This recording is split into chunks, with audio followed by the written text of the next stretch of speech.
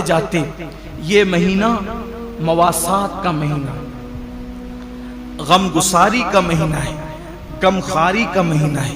مواسات کا مطلب، غم گساری کا مطلب، غم خاری کا مطلب ایک دوسرے کا خیال رکھو، ایک دوسرے کا خیال رکھو، نمائشی طور پر نہیں، حقیقی طور پر۔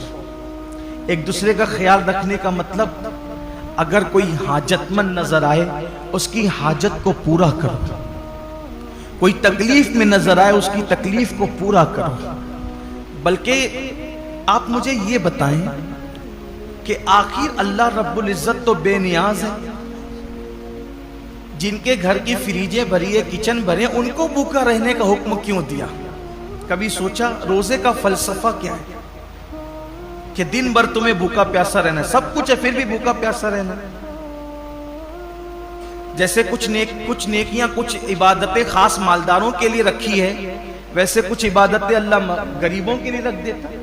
جیسے قربانی مالداروں کے لیے ہے، زکوٰۃ مالداروں کے لیے ہے، حج مالداروں کے لیے، یہ عبادتیں تو مالداروں کے لیے مخصوص کر دی، تو روزے جیسی بھوکے پیاسے رہنے کی عبادت بھی غریبوں کے لیے مخصوص کر دیتا۔ ایسا کیوں ہوا؟ سب روزہ رکھو، سب کو بھوکا پیاسا کیوں رکھوا رہا ہے؟ اور وجہ یہ ہے کہ مالدار لوگ 11 مہینے پیٹ بھر کے حلق تک کھاتے ہیں، تو ان کو پتہ نہیں ہوتا ہے کہ بھوکوں کی بھوک کیا ہوتی ہے۔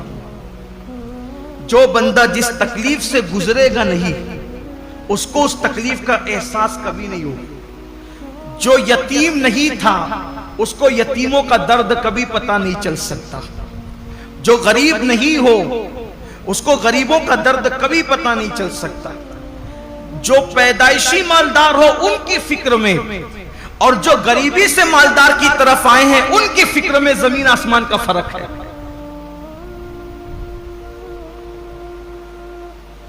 ایک مرتبہ کا واقعہ ہے کہ کچھ غریب قافلے گزر رہے تھے مالداروں کی بستی سے، کچھ غریبوں کے قافلے گزر رہے تھے مالداروں کی بستی سے، تو وہ نیچے کی پڑی ہوئی روٹیاں اٹھا کر کے کھا رہے تھے۔ تو مالداروں کے بچوں نے ان کو دیکھا تو اپنے باپ سے پوچھا کہ یہ لوگ نیچے کی روٹی پڑی ہوئی کیوں اٹھا کے کھاتے ہیں؟ تو باپ نے جواب دیا، بیٹے ان کو روٹی نہیں ملی اس لیے یہ روٹی اٹھا کے کھاتے۔ تو کہا ابا ان کو روٹی نہیں ملے تو انہیں چاہیے تھا کہ یہ دکان سے کیک خرید لیتے۔ اب اس بچے کو کیا پتا کہ جنہیں روٹی نصیب نہیں وہ کیک کہاں سے خریدیں گے، لیکن اس کی سوچ تھی چونکہ وہ مالدار گھر میں پیدا ہے۔ تو جو غربت، اسی لیے اللہ نے اپنے محبوب صلی اللہ علیہ وآلہ وسلم کو یتیم پیدا فرمایا، اسی لیے اللہ نے اپنے محبوب صلی اللہ علیہ وسلم کی پرورش غریب گھر میں فرمائی۔ کیوں؟ کہ محبوب کو ایسی غربت سے گزارو اور ایسی یتیمی سے گزارو، کیونکہ جو غریبوں کا ماوا اور یتیموں کا ملجا بنا کر بھیجا گیا ہو، جب تک اس منزل سے گزریں گے نہیں تو وہ حقیقی درد کا احساس جو ایک غریب کو غربت کی وجہ سے ہو سکتا ہے، ایک یتیم کو یتیمی کی وجہ سے ہو۔ اسی لیے تو اللہ کے رسول علیہ السلام یتیموں کو دیکھتے تھے تو آنکھوں میں آنسو آ جاتے تھے۔ کیوں؟ اس لیے کہ حضور خود یتیمی سے گزرے تھے، وہ در یتیم تھے۔ آقا فرماتے ہیں میں اس ماں کا بیٹا ہوں کہ میری ماں دھوپ میں سکھا ہوا گوشت کھا کر کے زندگی گزارتی، اور میری ماں کو میں نے سوکھے ٹکڑے کھاتے ہوئے دیکھا۔ اللہ کے رسول علیہ السلام یہ فرماتے ہیں۔ تو یہ روزے جو رکھائے جاتے ہیں ایک مہینے تک، اس کی بہت ساری حکمتوں میں سے ایک حکمت یہ بھی ہے، 11 مہینے تک پیٹ بھر کر کھانے والوں ذرا ایک مہینے بھوکے رہ کر دیکھو کہ دنیا کے اندر جو قوم روٹی کے ٹکڑے کو ترس رہی ہے آخر بھوک کس چیز کا نام ہے، تاکہ ان کی بھوک کا تمہیں احساس ہو۔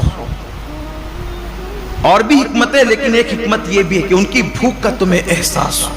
تو یہ مہینہ مواسات کا مہینہ ہے، حاجتیں پوری کرنے کا مہینہ ہے، تکلیفیں پوری کرنے کا مہینہ ہے۔ اللہ کے رسول علیہ السلام کا فرمان ہے، حدیث پاک میں آتا ہے کہ جو ماہ رمضان شریف میں اپنے کسی مومن بھائی کی صرف ایک حاجت پوری کر دے، ایک حاجت، اللہ تعالیٰ اس کی 10 لاکھ حاجتوں کو پورا فرمائے گا اور اس کو گناہوں سے ایسے پاک کر دے گا جیسے وہ ابھی اپنی ماں کے پیٹ سے پیدا ہوا۔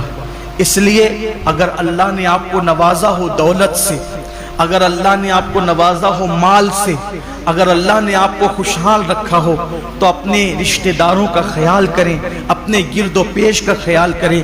میں تو صرف یہی عرض کرنا چاہتا ہوں کہ ہر آدمی اگر صرف اپنے رشتہ داروں کو سنبھال لے تو مسلمانوں کی غربت کا خاتمہ ہو جائے گا۔ اس لیے اپنے گرد و پیش کا جائزہ لیں، حسب حیثیت حسب طاقت ایک دوسرے کی مدد کریں۔